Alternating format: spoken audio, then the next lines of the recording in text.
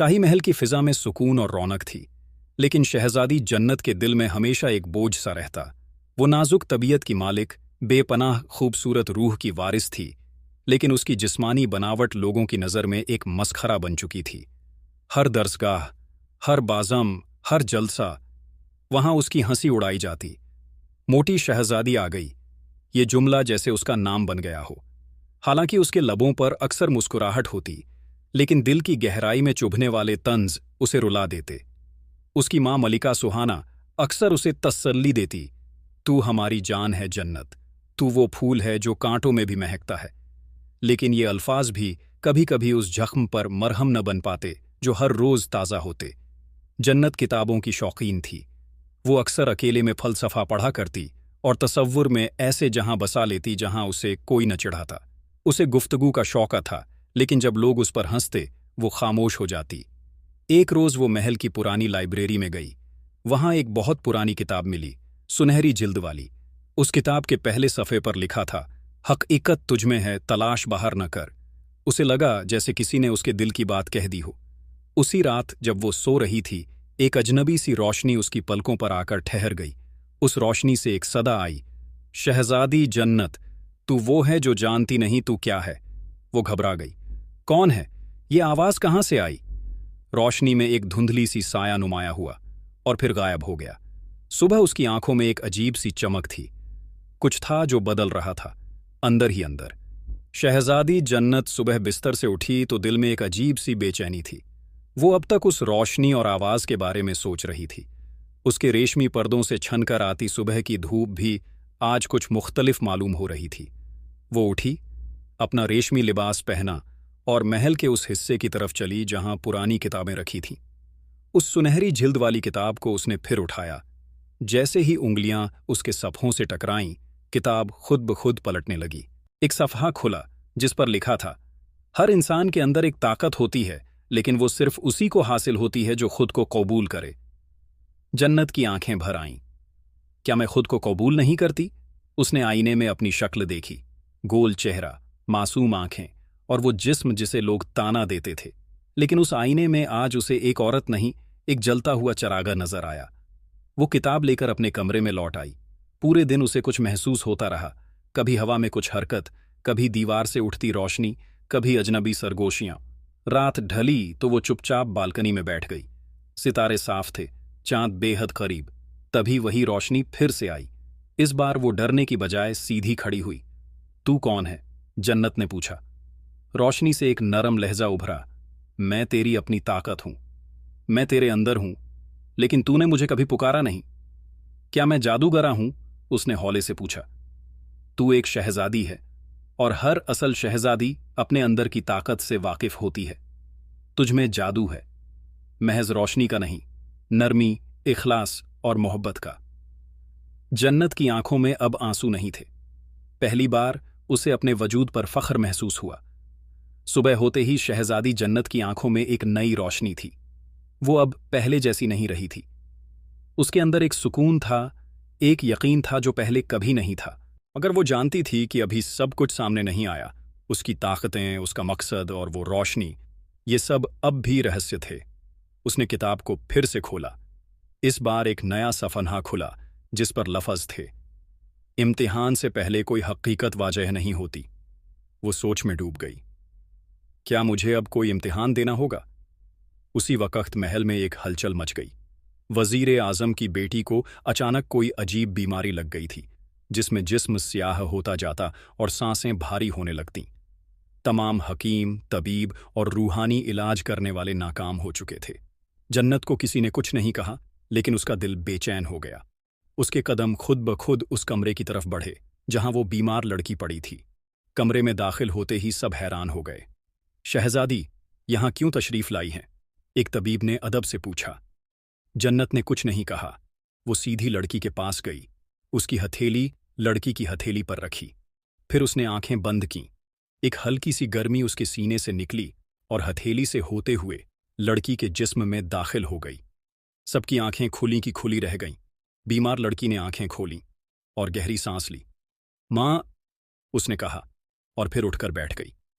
कमरे में सन्नाटा छा गया।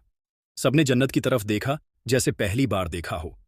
मलिका सुहाना बाहर से आईं और ये मंजर देखा तो उनके लब्बों से निकला, जन्नत, तू। जन्नत ने उनकी तरफ देखा और धीमे से कहा, मैं बस वही कर रही हूं जो मेरा दिल कहता है। अब उसे यकीन हो चला था, उसमें कोई ऐसी क़ुव्वत है जो सिर्फ मदद करने के लिए बनी है। शहजादी जन्नत की ताकत अब सबकी नज़रों में आ चुकी थी, मगर हर चमक के पीछे एक साया होता है। महल में कुछ ऐसे चेहरे भी थे जो जन्नत के उभरते रुतबे से परेशान हो उठे थे, खास तौर पर उसकी चचेरी बहन शाइस्ता और वजीर का बेटा फैजान। अब ये मोटी शहजादी सबकी नज़रों में हीरो बन गई है, शाइस्ता ने गुस्से से कहा। फैजान मुस्कुराया, लेकिन ताकत जब तक काबू में न हो खतरनाक होती है, हमें उसे रोकना होगा, इससे पहले कि लोग उसकी अंधी परस्तिश करने लगें। दूसरी तरफ जन्नत अब पहले से कहीं ज्यादा पुरसुकून थी, मगर उसे अंदाजा नहीं था कि उसके पीछे एक साजिश तैयार हो रही है। उसने अपने कमरे में जाकर फिर वही किताब खोली। इस बार सफ़ा खुला। जब तेरे दिल का उजाला बढ़े तो अंधेरे और ज्यादा गहरा होते हैं, लेकिन तुझमें वो दिया है जो तूफानों को भी रोशन कर दे। वो मुस्कुराई। मैं डरती नहीं, उसने बुदबुदाकर कहा। शाम ढली तो महल में एक दावत रखी गई। शहर के उमरा, अमीर और अय्याश उस जलसे में शरीक हुए। जन्नत को भी बुलाया गया। वो अपने हसीन जेवरात में, भारी लिबास में, शान से आई। मगर जैसे ही वो दरबार में दाखिल हुई, किसी ने अचानक जोर से कहा, देखो, चमत्कारी मोटी शहजादी आ गई। लोगों में हल्की सी हंसी गूंजी। जन्नत के कदम थम गए, मगर चेहरा मुस्कुराता रहा। वो सीधी मंच पर गई और सबकी तरफ देखकर कहा, हाँ, मैं वही मोटी शहजादी हूं जिसके लम्स से मौत से लड़ते लोग जिंदा हो जाते हैं। अब बताओ, किसे और चिढ़ है मुझसे? दरबार में खामोशी छा गई। किसी की हिम्मत न हुई जवाब देने की। उसकी आंखों में रोशनी थी, मगर अब वो रोशनी नर्म नहीं, कड़ी थी। अब वो सिर्फ नर्म दिल नहीं थी, अब वो हिम्मती भी थी। दरबार की उस खामोशी ने बहुत कुछ कह दिया था। शहजादी जन्नत ने जिस बेबाकी से जवाब दिया, उससे उसके दुश्मनों के दिल कांप गए। मगर डर जब दिलों में घर करता है तो नफरत और भी गहरी हो जाती है। शाइस्ता और फैजान अब खुलकर सामने नहीं आ सकते थे, लेकिन उनके इरादे और जहर में भीगी मुस्कानें बता रही थीं कि कुछ बड़ा होने वाला है। उधर जन्नत ने अपने कमरे में बैठकर उस किताब को फिर से पढ़ना शुरू किया। इस बार जो सफ़ा खुला, उस पर लिखा था, दुश्मन की पहचान उससे नहीं होती जो तलवार लेकर सामने आए, बल्कि उससे होती है जो फूल देकर जहर पिलाए। जन्नत का दिल बेचैन हो गया। उसे महसूस हुआ कि उसके इर्द गिर्द कोई ऐसा है जो मुस्कुराकर उसकी तबाही चाहता है। अगले रोज महल में एक तजवीज़ पेश की गई कि जन्नत को अपने इलाज की ताकत लोगों के भले के लिए इस्तेमाल करनी चाहिए। हर गांव और बस्ती में जाकर बीमारों को ठीक करना चाहिए। बाहरी तौर पर यह नेक ख्याल था, लेकिन अंदर से ये एक चाल थी। फैजान और शाइस्ता चाहते थे कि जन्नत महल से दूर हो जाए, ताकि लोग उसके असर से दूर रहें और उसका नाम धीरे धीरे मिट जाए। मल्लिका सुहाना को यह मशवरा अच्छा लगा। उन्होंने जन्नत से कहा, बेटी, तुम्हारी कौव्वत अब सिर्फ तुम्हारी नहीं रही, ये लोगों की अमानत है, उन्हें तुम्हारी जरूरत है। जन्नत ने उनकी आंखों में देखा, वो बेगुनाही से भरी थीं। वो मुस्कुराई और कहा, अगर मेरी ताकत से किसी का दर्द कम होता है तो मैं हर साया झेलने को तैयार हूं। रात ढलने लगी। जन्नत अकेले बालकनी में बैठी थी। उसने आसमान की तरफ देखा। चांद पूरा था, लेकिन उसे अब चांद से ज्यादा रोशन अपने अंदर की ताकत लगने लगी थी। मगर उसे एहसास नहीं था कि जो सफर वो शुरू करने जा रही है, वो सिर्फ शिफा का नहीं, बल्कि हकीकत और खतरनाक इम्तिहानों का भी होगा। अगली सुबह महल के आंगन में शहजादी जन्नत की रवानगी का मंजर था। मल्लिका सुहाना ने उसे गले लगाया, माथे पर बोसा दिया और दुआ की, अल्लाह तुझे अपने हिफ्ज़ो अमान में रखे मेरी बच्ची। जन्नत ने हल्का सा सर झुकाया और मुस्कुराकर कहा, मैं जल्द लौटूंगी, मगर शायद तब कुछ और बन चुकी हूं। वो अकेली नहीं थी। महल के दो वफादार खादिम, हसन और गुलाम अली, उसके हमराह थे। दोनों तजुर्बाकार और उसके लिए जान देने को तैयार। काफिला निकला, ऊंटों और घोड़ों के साथ, मगर बहुत सादगी से। रास्ते में हर गांव, हर बस्ती, हर चश्मे पर लोग जन्नत का इंतजार कर रहे थे। उसने जहां किसी बीमार बच्चे को देखा, अपनी हथेली से उसे छुआ, और वो बच्चा मुस्कुराकर उठ बैठा। जहां किसी बूढ़े की आंखें बंद थीं, वहां जन्नत की आवाज़ सुनते ही रोशनी लौट आई। लोगों की आंखों में अश्क थे, मगर वो अश्क शिफा के शुक्राने में थे। मगर इस सफ़र में एक और चीज़ थी जो जन्नत महसूस कर रही थी। हर जगह एक नामालूम साया उसके पीछे पीछे चलता, जैसे कोई उसे देख रहा हो पर सामने नहीं आ रहा। कभी वो जंगल के दरख्तों में से सरसराहट बनकर निकलता, कभी पानी के किनारे पर झलक दिखाता। एक रात जब काफिला एक वीरान सराय में रुका, जन्नत अकेली छत पर जा बैठी। हवा में अजीब सी सरगोशी थी। तभी एक मध्यम सी आवाज आई, तू अब वो नहीं रही जो महल में थी, और आगे जो तुझे मिलेगा वो तू सोच भी नहीं सकती। जन्नत घबरा गई मगर उठी नहीं। उसने पूछा, तू कौन है? आवाज रुकी नहीं बल्कि और पास आई, मैं वो हूं जो तुझसे पहले भी जुड़ा था, तेरी ताकत का पहला शरारा। अचानक हवा तेज हुई और किताब जो हमेशा उसके पास रहती थी खुद ब खुद खुल गई।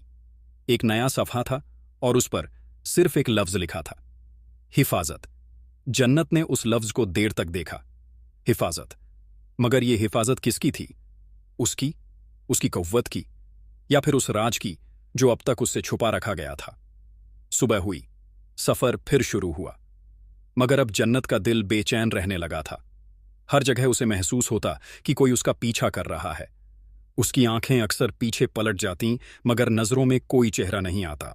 एक दोपहर जब काफिला एक छोटे से गांव दरियापुर में पहुंचा, वहां के लोग सजदा करते हुए उसके आगे झुक गए।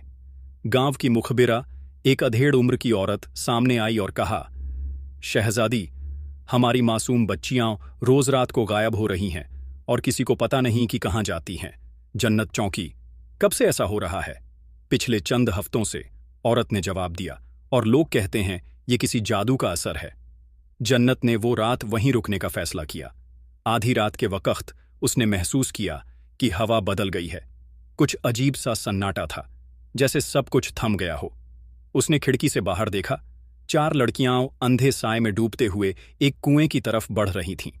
जन्नत फौरन नीचे उतरी और उनके पीछे भागी। जैसे ही वो उन्हें रोकी, लड़कियां बेहोश होकर गिर पड़ीं। अगली सुबह गांव के कुछ लोग इकट्ठा हुए और इल्जाम लगाया, शहजादी ही इस जादू की वजह है, उसी की वजह से हमारी बच्चियां इस हाल में हैं। हसन और गुलाम अली ने तिल मिलाकर कहा, बेअदबी न करो, ये शहजादी जान बचाने आई है। मगर लोग अंधे थे, डर और अफवाहों में डूबे हुए। जन्नत ने न गुस्सा किया न रोई। उसने सिर झुकाया और कहा, अगर मेरे नाम से किसी को तकलीफ है तो मैं चली जाती हूं, लेकिन पहले इन बच्चियों को सही देखना चाहती हूं। उसने उन लड़कियों की तरफ हाथ बढ़ाया और उसकी उंगलियों से एक नीली रोशनी निकली जो धीरे धीरे उनकी आंखों में समा गई। लड़कियां जाग उठीं, मगर तभी एक झटका सा महसूस हुआ। किताब फिर से अपने आप खुली। इस बार जो लिखा था वो दिल दहला देने वाला था। तेरी सबसे बड़ी आजमाइश अब शुरू होने वाली है। शहजादी जन्नत के इर्द गिर्द अब हर लम्हा नए राज बन चुका था। जिस गांव की मासूम बच्चियों को बचाने गई थी, वहां उसी पर इल्जाम लगाया गया। मगर जब उसकी कहुव्वत से लड़कियां ठीक हुईं, तब भी लोगों की आंखों से अंधेरा नहीं गया। शायद डर और नफरत सच्चाई से ज्यादा ताकतवर थी। जन्नत ने गांव को खैराबाद कहा। दिल भारी था, लेकिन चेहरा मुतमिन। सफर फिर से शुरू हुआ। इस बार वो पहाड़ों के साए में बसे एक वीरान और भुला दिया गया इलाका तूरफा पहुंची। तूरफा में अजीब खामोशी थी, न जिंदगी की हलचल, न बच्चों की किलकारियां। लोग अपने घरों में कैद और दरवाजे बंद। हसन ने हैरत से कहा, ये जगह तो जैसे मर चुकी हो। गुलाम अली ने इशारा किया, देखिए शहजादी, वहां एक मस्जिद की मीनार तो है, मगर अजान की आवाज़ें नहीं। जन्नत आगे बढ़ी। तभी एक बूढ़ी औरत छिपते हुए पास आई। चेहरा थका हुआ मगर आंखों में उजाला था। तुम ही जन्नत हो? उसने कांपती आवाज में पूछा। हाँ मां, जन्नत ने झुककर जवाब दिया, मैं ही हूं। बूढ़ी ने उसकी उंगलियां थाम लीं। हमारी बस्ती को किसी ने बांध रखा है, जाहिरी नहीं बल्कि रूहानी कैद है, और उसका दरवाजा हमारे ही गांव में है। कैसा दरवाजा? जन्नत चौंकी। एक गुमनाम दरवाजा है जो हर रात किसी और तरफ खुलता है। वहां से कुछ आता है और कुछ ले जाता है। हमारी आवाजें, हमारी उम्मीदें, सब उसी में गुम हो जाती हैं। जन्नत ने उस रात मस्जिद के पीछे छुपकर इंतजार किया। आधी रात को दीवार की परछाई फटने लगी। नीली रोशनी में एक दरवाजा उभरा, मगर उस दरवाजे पर एक निशान था, वहीं जो उसकी किताब के अगले सफ़े पर था, फना। जन्नत समझ गई, अब ये सफ़र उसकी कहुव्वत का नहीं, उसके वजूद का इम्तिहान बनने वाला है। गुलाम अली और हसन को जन्नत ने पीछे रहने को कहा। जो दरवाज़ा रूहों को निगलता है, वहां सिर्फ मेरा जाना मुनासिब है। उसकी आवाज में नरमी भी थी और हुक्म भी। जैसे ही जन्नत ने दरवाजे के करीब कदम बढ़ाया, जमीन कांपने लगी। दरवाजा खुद ब खुद खुला और उसके अंदर एक गहराई थी, बिना आखिर के। जन्नत ने अपनी किताब सीने से लगाई और आगे बढ़ी। अंदर दाखिल होते ही चारों तरफ अंधेरा हो गया। कोई रंग, कोई आवाज, कोई हवा तक नहीं। मगर जन्नत ने अपनी आंखें बंद कीं और जब दोबारा खोलीं, वो एक अजीब दुनिया में थी, जहां सब कुछ वैसा ही था जैसा उसके दिल के अंदर था। एक झील थी जो उसकी तन्हाई जैसी खामोश थी, एक पहाड़ था जो उसके गम जितना ऊंचा था, और एक आईना था जो उसमें उसकी असल शक्ल नहीं बल्कि लोगों की नज़रों से देखी गई तस्वीर दिखा रहा था, मोटी, बेढंगी, बेवकार। जन्नत की आंखें भर आईं। उसने आईने को देखा और कहा, मैं वो नहीं जो तुम दिखाते हो, मैं वो हूं जो अंदर से जल रही है, रोशनी बनने के लिए। तभी उसके हाथ की किताब फिर से खुल गई। इस बार सफ़े पर जो लिखा था वो फना से फजीलत तक का रास्ता था। तू जब खुद को माफ कर देगी, लोग तुझे तकरीबन खुदा समझने लगेंगे, मगर पहले तुझे खुद से जंग लड़नी होगी। अचानक आईना टूटा, झील में हलचल हुई और पहाड़ दरकने लगे। उसके सामने एक साया उभरा, बिल्कुल उसकी शक्ल का, मगर आंखें सुर्ख और मुस्कान जहरीली। मैं हूं तेरा डर, और मैं नहीं जाऊंगा जब तक तू मुझे गले नहीं लगाएगी। जन्नत कांपी, मगर पीछे नहीं हटी। उसने हाथ बढ़ाया और अपने ही डर को सीने से लगा लिया। अंधेरा टूट गया। वो फिर से दरवाजे के बाहर थी, लेकिन अब उसके हाथ में किताब नहीं बल्कि एक सुनहरी चाबी थी। तूरफा की फिजा अब पहले जैसी नहीं रही। हवाओं में हरकत थी। मस्जिद की मीनार से अजान की गूंज आई और दरवाज़ा, जो कभी फना का रास्ता था, हमेशा के लिए मिट चुका था। जन्नत के हाथ में जो सुनहरी चाबी थी, वो सिर्फ एक ताले के लिए नहीं बनी थी, ये उसकी कव्वत की तकमील की अलामत थी। हसन और गुलाम अली उसके पास भागते आए, आंखों में हैरत, दिलों में सवाल। क्या हुआ अंदर? हसन ने पूछा। जन्नत मुस्कुराई। मैं अपने आप से मिल आई। अब उसका रुख अपने असल मकसद की तरफ था। वो वक्त आ गया था जब उसे वापस अपने महल लौटना था, जहां लोग आज भी उसकी शक्ल पर हंसते थे, उसकी चाल पर फप्तियां कसते थे और उसके दिल को अनसुना करते थे। जब वो वहां पहुंची, सब खामोश हो गए। उसकी आंखों में अब जो रोशनी थी, वो किसी को भी झुका सकती थी। दरबार में दाखिल होते हुए उसने चाबी को अपनी हथेली में छुपा लिया। बादशाह, उसका वालिद ने हैरान होकर पूछा, तू लौट आई? हाँ अब्बा हुजूर, जन्नत ने जवाब दिया। मगर इस बार मैं सिर्फ आपकी बेटी नहीं, मैं अपनी तारीफ खुद हूं। लोगों ने उसका मजाक उड़ाना चाहा, मगर तभी आंधी चली और महल की दीवारों पर एक अजीम तस्वीर उभरी, जन्नत की, एक रोशन पुरअसर शहजादी की। बादशाह ने ताज उतारकर उसके कदमों में रखा। मैंने तुझे कभी न समझा, न पहचाना, उसने कहा, मगर आज मैं तुझे अपना वारिस मानता हूं। जन्नत ने ताज उठाया, मगर अपने सर पर नहीं रखा। उसने कहा, यह ताज किसी इंसान का नहीं, इंसाफ का हकदार होना चाहिए। वो बाहर निकली और पहली बार लोगों ने उसे उसके जिस्म से नहीं, उसके असर से पहचाना। अब कोई उसे मोटी नहीं कहता था। अब लोग कहते थे, शहजादी जन्नत, जिसकी शक्ल में नूर और दिल में कुदरत है। और जन्नत मुस्कुराई, क्योंकि उसने सच्चा जादू पा लिया था, खुद से मोहब्बत। तो प्यारे दोस्तों, यह थी हमारी आज की कहानी। हम उम्मीद करते हैं आपको कहानी पसंद आई होगी। अगर कहानी पसंद आई हो तो इसे लाइक करें, साथ ही करीबी लोगों के साथ इसे शेयर भी ज़रूर करें। नए आने वाले लोगों से हमारी दिल से गुजारिश है, हमारे YouTube चैनल शहानी नॉलेज को सब्सक्राइब कर ले, साथ ही लगे बेल बटन को ऑन कर ले। मिलते हैं किसी नई वीडियो में। शुक्रिया। अल्लाह हाफिज़।